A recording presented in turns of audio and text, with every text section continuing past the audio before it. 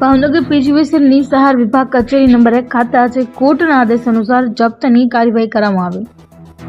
પ્રાથમિક માહિતી મુજબ 1976માં ડેપ્યુટી એન્જિનિયર દ્વારા કરવામાં આવેલ પગાર તફાવતના કેસમાં કોર્ટ દ્વારા જપ્તીનો હુકમ કરવામાં આવ્યો હતો।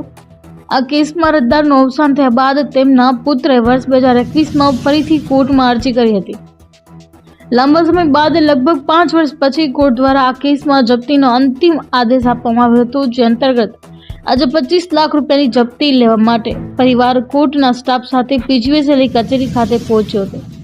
ત્યારે કોર્ટના આદેશને પગલે કચેરીમાં થોડીવાર માટે માહોલમાં ગરમાવો જોવા મળ્યો હતો। હાલ સમગ્ર મામલે કાયદાકીય પ્રક્રિયા આગળ પીજીવીસીએલ તંત્ર દ્વારા આગળની કાર્યવાહી હાથ ધરવામાં આવી છે અને વળતર ચૂકવવા માટે તૈયારીઓ દર્શાવી હતી। મારું નામ તમીઝભાઈ યાકુબભાઈ શેખ છે અને મારી સાથે મારા મોટા ભાઈ રિયાઝભાઈ યાકુબભાઈ શેખ છે અને મોટા બેન છે સમીમબેન યાકુબભાઈ શેખ।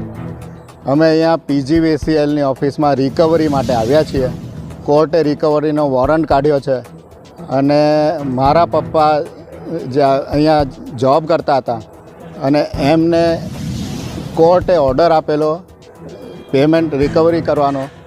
આ લોકો પૈસા આપતા નથી। 45 વર્ષ જૂનો કેસ છે। 1999માં કોર્ટનો ફેસલો આવેલો।